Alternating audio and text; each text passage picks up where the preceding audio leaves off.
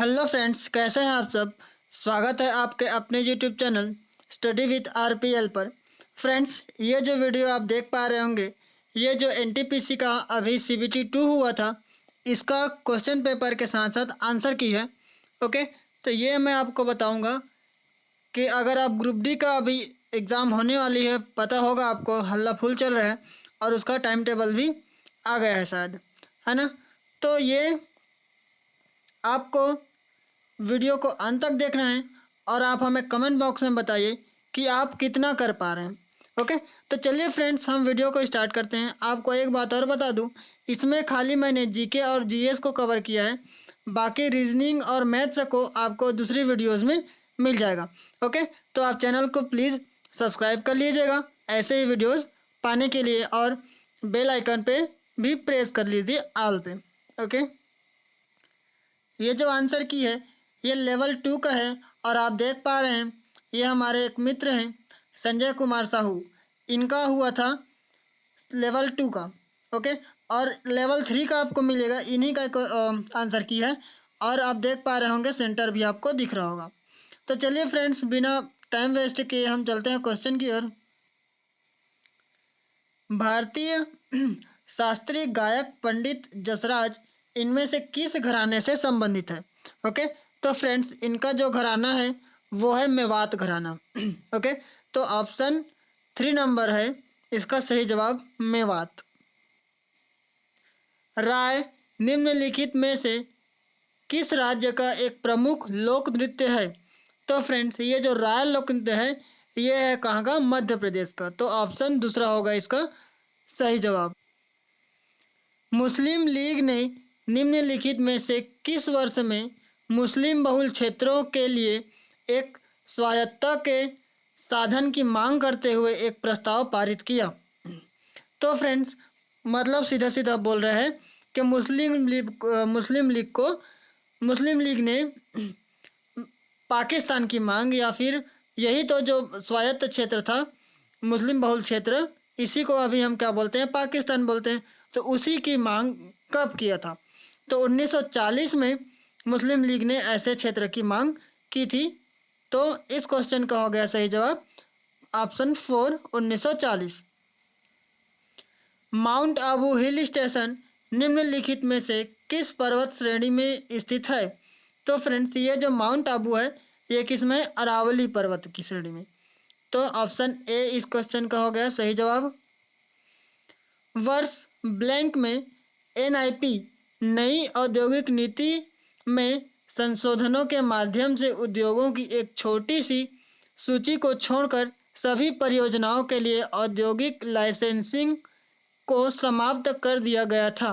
तो कौन से ईयर में ऐसा किया गया था, तो ऑप्शन फर्स्ट है 1991। 1991 में ऐसा औद्योगिक नीति में क्या किया गया था, संशोधन किया गया था। तो ऑप्शन फर्स्ट वाला इसका सही जवाब है। नेक्स्ट वन, कृषि अपशिष्ट से निर्मित जैव ईंधनों से बनी भारत की पहली इमारत का उद्घाटन खालिस्तान में किया गया था। तो फ्रेंड्स, इसका उद्घाटन आईआईटी हैदराबाद में किया गया था। तो ऑप्शन दूसरा इसका होगा सही जवाब। शंकरदेव द्वारा रचित भावना में निम्नलिखित में से किस पारंपरिक भाषा का प्रयोग किया गया है। तो फ्रेंड्स, इससे हम समझ सकते हैं कि जो शंकरदेव द्वारा रचित है वो कौन सा है, भावना है। और पूछा गया है कौन सी भाषा, तो ब्रजावाली या फिर ब्रज भाषा भी इसको बोल सकते हैं। तो दूसरा ऑप्शन इसका हो गया सही जवाब। तनवा या फिर TANWA 1980 के दशक के अंत में तमिलनाडु में महिलाओं को नवीनतम कृषि तकनीकों और जैविक खेती में प्रशिक्षित करने के लिए शुरू की गई एक परियोजना थी। तो फ्रेंड्स, एक्चुअल में ये जो तनवा है 1980 के अंत में, जिसको दशक के अंत में शुरुआत किया गया था, कहाँ पे, तमिलनाडु में। ओके, और वहाँ के महिलाओं को कृषि तकनीकों और जैविक खेती में प्रशिक्षण दिया गया। तो इसी तनवा है या TANWA है, इसका फुल फॉर्म क्या है ये पूछा गया है।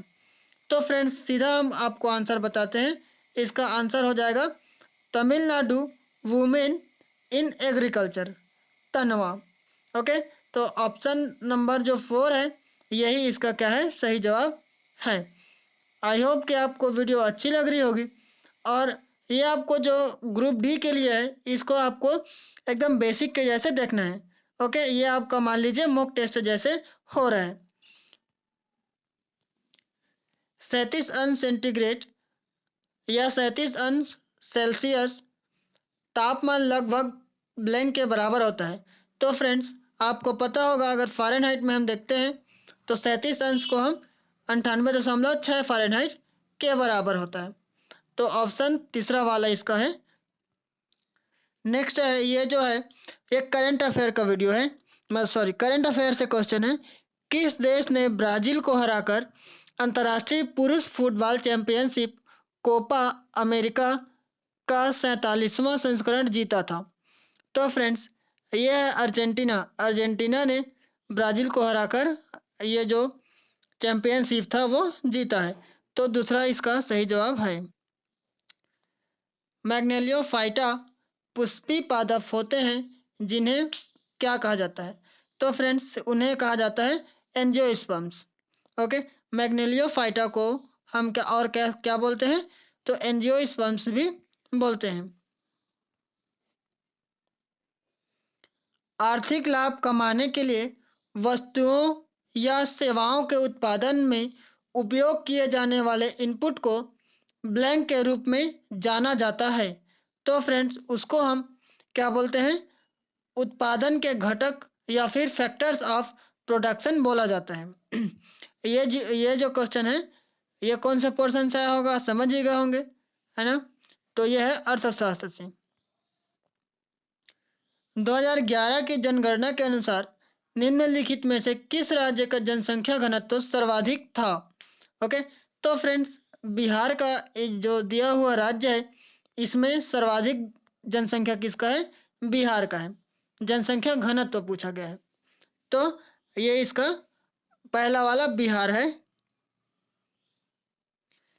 इटली में मोंजा ऑटोड्रम नेशनल ट्रैक पर आयोजित फार्मूला 1 इटालियन ग्रैंड प्रिक्स 2021 का 14वां राउंड किसने जीता था? इटली में जो मोंजा ऑटोड्रम नेशनल ट्रैक था इसी में जो आयोजन हुआ था फार्मूला 1 का, तो इटालियन ग्रैंड प्रिक्स 2011 का जो 14वां संस्करण था या राउंड था इसको किसने जीता है? तो इसको जीत लिया है किसने? डेनियल रिकियार्डो ने। तो ऑप्शन जो चौथा है ये जो 39 क्वेश्चन का होगा सही जवाब।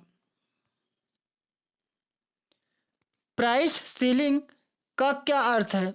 तो फ्रेंड्स प्राइस सीलिंग हम बोलते हैं किसको? वस्तुओं या सेवाओं पर ऊपरी कीमत सीमा का अधिरोपण, जिसमें सेवा या वस्तु पर ऊपर कीमत मतलब ऊपर से और उसको क्या कर दिया जाता है? अधिरोपित किया जाता है कीमत को वस्तुओं पर, तो उसी को बोला जाता है प्राइस सीलिंग।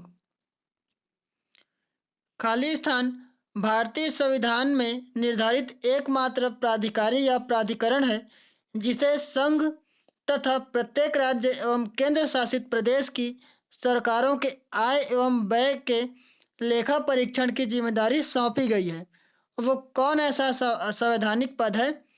तो फ्रेंड्स ये आप देख ही पा रहे होंगे ऑप्शंस में, भारत के नियंत्रक एवं महालेखा परीक्षक ये ऐसा करते हैं। तो ऑप्शन चौथा वाला इस क्वेश्चन के लिए सही जवाब है। भारत की 2011 की जनगणना के अनुसार भारत का सर्वाधिक जनसंख्या वाला राज्य निम्नलिखित में से कौन सा है? तो फ्रेंड्स इसमें उत्तर प्रदेश है सबसे ज़्यादा जनसंख्या वाला राज्य। किसके हिसाब से? 2011 की जनगणना के अनुसार। तो तीसरा ऑप्शन इस क्वेश्चन का है सही जवाब। नेक्स्ट वन, भारतीय संविधान के किस संशोधन के द्वारा संपत्ति के अधिकार को मौलिक अधिकार से हटा दिया गया था? तो फ्रेंड्स 1978 के पहले आपको पता होगा ये जो हमारा संपत्ति का अधिकार है वो हमारा क्या होता था, मौलिक अधिकार होता था। लेकिन 1978 में 44वां संविधान संशोधन किया गया और उसको हटा दिया गया और उसे कानूनी अधिकार में रखा गया है। तो इस क्वेश्चन का है कौन सा वाला, चौथा वाला ऑप्शन इस क्वेश्चन का होगा सही जवाब। अगले सवाल की ओर चलते हैं। उससे पहले आपको बता दूं, हमारे ये जो चैनल है इसमें आपके उपयोगी बहुत सारे क्वेश्चंस और आंसर्स, मॉक टेस्ट एक्सेट्रा डले हुए हैं जो आपके लिए काफ़ी इंपॉर्टेंट है। तो आप जाके प्लीज़ एक बार हमारा चैनल विजिट कीजिए और प्ले लिस्ट भी जाके देखिए। तो फ्रेंड्स, नेक्स्ट पे चलते हैं।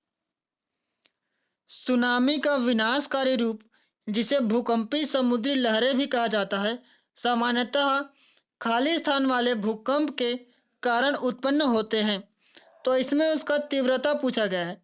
ओके, तो कितने तीव्रता या कितने फ्रीक्वेंस का जो भूकंप का आएगा वो समुद्री लहरें भी कहलाएगा और मतलब विनाशकारी रूप रहेगा। ओके, सुनामी का तो उसका है 7.5 तीव्रता से ज़्यादा।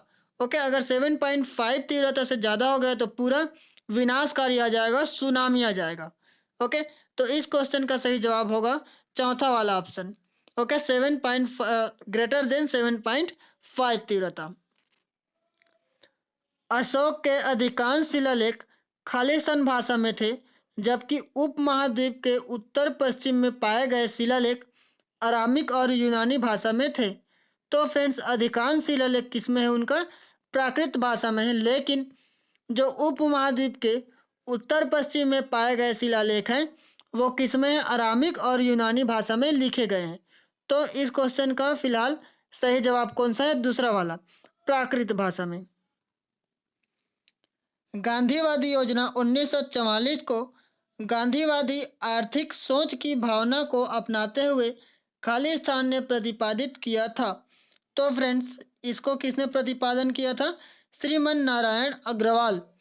गांधीवादी योजना 1944 को गांधीवादी आर्थिक सोच की भावना को अपनाते हुए किसने अपनाया था या प्रतिपादित किया था, तो श्रीमन नारायण अग्रवाल ने। ओके, तो इस क्वेश्चन का हो गया तीसरा नंबर सही जवाब। सीपीयू द्वारा मेमोरी में किसी लोकेशन के एक्सेस में लगने वाले समय निम्नलिखित में से कौन सा है। सीपीयू द्वारा मेमोरी में किसी लोकेशन के एक्सेस में, जब हम सीपीयू में किसी भी लोकेशन को क्या करते हैं, एक्सेस करते हैं, तो उसमें जो ड्यूरेशन, टाइम ड्यूरेशन लगता है उसको क्या बोला जाता है, तो फ्रेंड्स उसी को बोला जाता है मेमोरी एक्सेस टाइम। तो चलते हैं अब अगले सवाल पे। निम्न में से किसका संबंध भारतीय संविधान के 73वें संशोधन से है। तो फ्रेंड्स, नगर निगम, नगर पालिका, उपनगर, पंचायतें। तो फ्रेंड्स, इसका जो संबंध है पंचायत से है और इसी पंचायत के अंतर्गत ये सारा नगर पालिका, निगम वगैरह आ जाते हैं। तो फ्रेंड्स, इसका सही जवाब कौन सा होगा, 4 नंबर का पंचायत होगा। और ये कब हुआ था, तो यह हुआ था 1993 में। ओके, 1993 में 73वां संविधान संशोधन हुआ था। अगले सवाल पे चलते हैं। उस विशाल एकल भूखंड का नाम बताइए जिसके विभाजन से विश्व के वर्तमान महाद्वीपों का निर्माण हुआ है। तो फ्रेंड्स, अगर आपने भूगोल पढ़ा होगा तो आपने देखा होगा हिमालय का निर्माण कैसे हुआ था और ये जो हमारे महाद्वीप है ये सब कैसे बने थे। ये टेथिस सागर, गोंडवाना, पैथनसाला और ये पेंजिया, ये सारे के बारे में आपको पता होगा। तो फ्रेंड्स, इसका जो फिलहाल सही जवाब होगा यह है पेंजिया, ऑप्शन नंबर 4। यही एक बड़ा सा भूखंड था जिसके विभाजन से क्या हो गया, अभी के जो महाद्वीप हैं सातों, इनका निर्माण हुआ है। तो फ्रेंड्स, सॉरी, पांचों महाद्वीप का। तो ऑप्शन 4 इस क्वेश्चन का है सही जवाब। ISSF international shooting sport federation विश्व कप 2021 किस भारतीय शहर में आयोजित किया गया था। तो फ्रेंड्स, हाल ही में अभी हुआ था इंटरनेशनल शूटिंग स्पोर्ट फेडरेशन 2021, यह हुआ था नई दिल्ली में। तो अभी आपको पता होगा जितने भी करंट में खेल से संबंधित जितने भी हुए हैं स्पोर्ट वाले, वो सारे आप देख लीजिए, सारे इंपॉर्टेंट होते ही होते हैं। वैसे भी आप तैयारी कर ही रहे होंगे तो आपको सिलेबस का भी पता होगा। माउंट फूजी जो कि जापान की सबसे ऊंची चोटी है, एक प्रकार का या की है। तो फ्रेंड्स वो एक प्रकार का क्या है, ज्वालामुखी चोटी है। तो माउंट फूजी किस प्रकार की चोटी है, ज्वालामुखी चोटी है।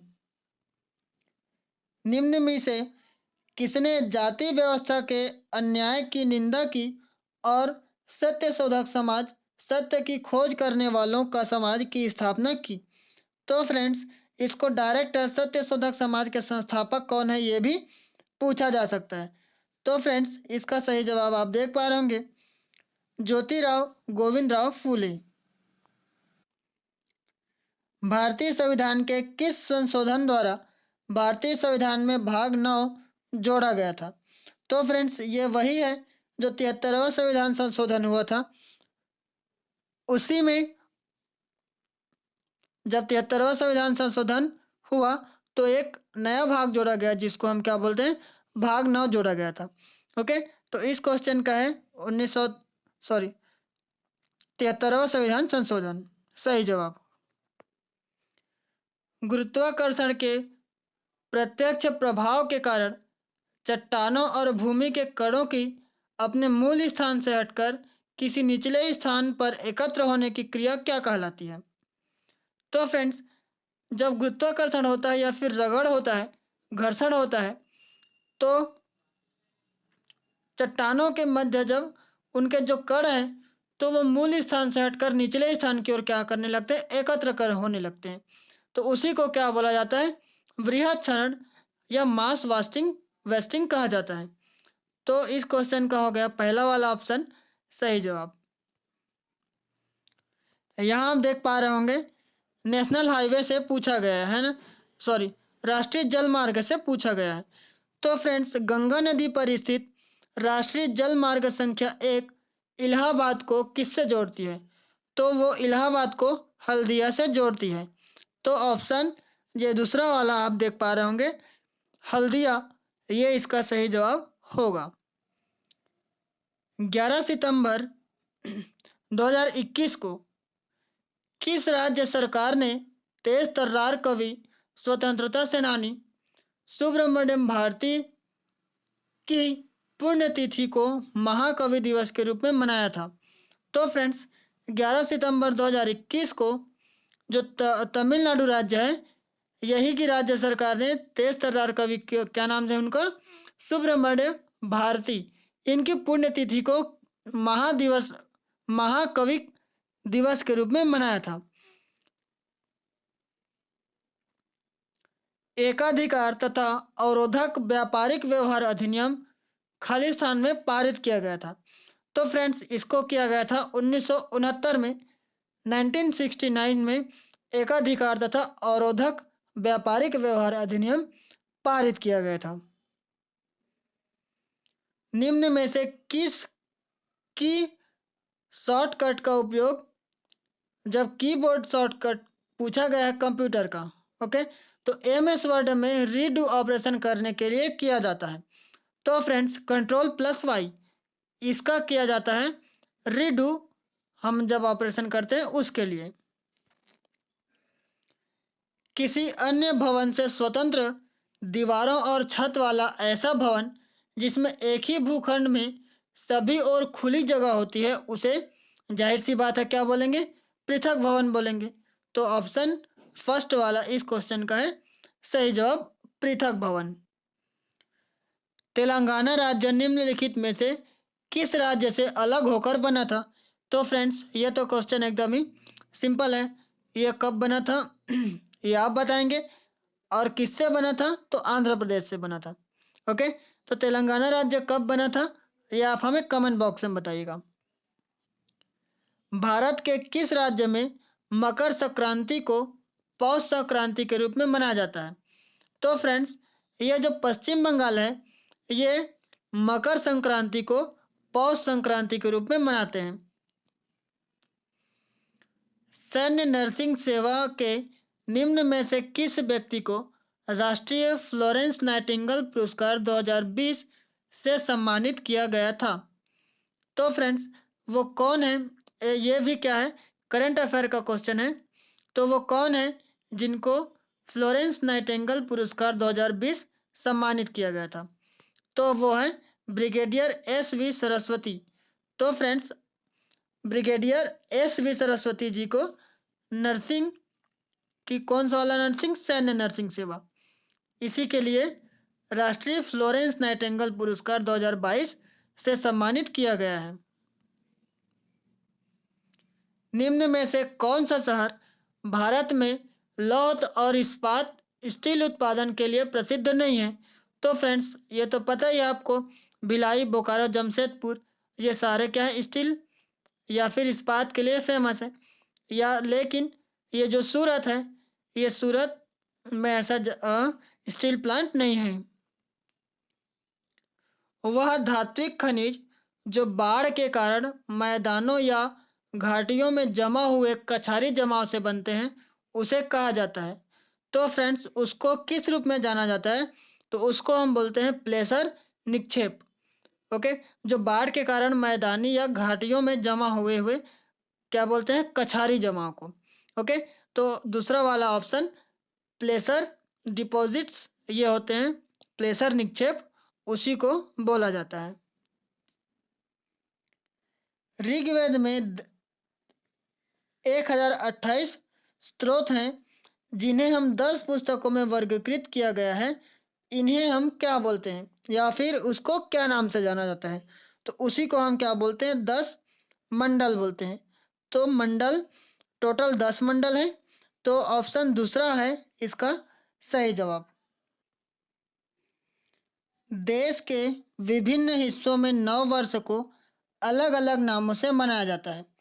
तो फ्रेंड्स आपको पता होगा कि हमारा जो भारत देश है इसमें अलग अलग राज्य नव वर्ष को या फिर न्यू ईयर को अलग अलग नामों से मनाते हैं। तो उन्हीं नामों को हमें क्या करना है? सुमेलित करना है कि कौन सा राज्य किस नाम से मनाता है। तो अब पहला आप देख पा रहे होंगे विशु या फिर विशु। तो ये विशु है, ये मनाया जाता है केरल में। तो पहला का क्या हो जाएगा? सी। केरल है वो विशु नाम से न्यू ईयर को मनाता है। और पुथांडु पुथांडु नाम से कौन मनाता है? तमिलनाडु। तो दूसरा का क्या हो जाएगा? सी। और गुड़ी पड़वा गुड़ी पड़वा के नाम से मनाता है कौन? महाराष्ट्र। तो तीसरा का कौन सा हो जाएगा? डी।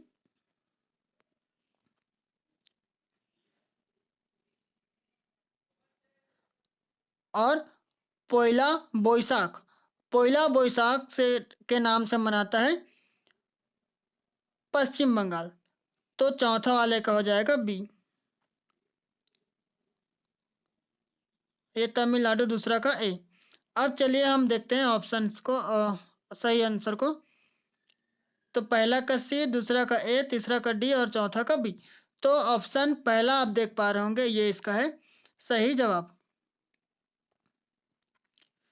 निम्नलिखित में से कौन सा देश 2020 में दुनिया का सबसे बड़ा दुग्ध उत्पादक देश था? तो फ्रेंड्स भारत अभी भी क्या है, जहां तक मेरे हिसाब से दुग्ध उत्पादक सबसे बड़ा देश है। कौन सा? भारत। तो फिलहाल 2020 के हिसाब से भी भारत सबसे बड़ा दुग्ध उत्पादक देश है। निम्न में से उस विकल्प का चयन करें जो कालिदास के विक्रमोर्वशीयम नाटक में वर्णित है। तो फ्रेंड्स ये जो है पुरूरवा और उर्वशी की ये क्या है? प्रेम कथा है। तो ऑप्शन तीसरा वाला है विक्रमोर्वशीयम से संबंधित। इन्हीं का कालिदास जी का ही एक और रत्न है क्या? मालविका अग्निमित्रम। तो उसमें मालविका और राजा अग्निमित्र का क्या है? प्रेम का वर्णन है। भारत में जब संविधान के अतिक्रमण या उल्लंघन के लिए राष्ट्रपति पर महाभियोग चलाना हो तो आरोप खालिस्तान के द्वारा लगाया जाता है। तो फ्रेंड्स महाभियोग कोई भी लगा सकता है या आरोप कोई भी लगा सकता है संसद का कोई भी सदन, लोकसभा हो या राज्यसभा हो। तो ऑप्शन तीसरा वाला इस क्वेश्चन का होगा सही जवाब। संसद के किसी भी सदन द्वारा आरोप लगाया जा सकता है। निम्न में से किस मुक्केबाज ने 4 अगस्त 2021 को टोक्यो 2020 ग्रीष्मकालीन ओलंपिक में 69 केजी या 69 किलोग्राम वेल्टरवेट सेमीफाइनल में कांस्य पदक जीती थी? तो फ्रेंड्स आपको पता ही होगा, ये काफी सुर्खियों में थे, लवलीना बोरगोहेन। तो इस क्वेश्चन का है सही जवाब चौथा वाला, लवलीना बोरगोहेन। 17 सितंबर 2021 को 61वें software technology park India (STPI) केंद्र का उद्घाटन कहाँ किया गया था? ओके, कब? 17 सितंबर 2021 को 61वें software technology park of India, जिसको क्या बोला गया, STPI केंद्र का उद्घाटन कहाँ किया गया था? तो फ्रेंड्स इसको नागालैंड में, जो नागालैंड की राजधानी है कोहिमा, वहां पे इसको उद्घाटन किया गया था। तो फ्रेंड्स ये थे पूरे 40-45 क्वेश्चंस।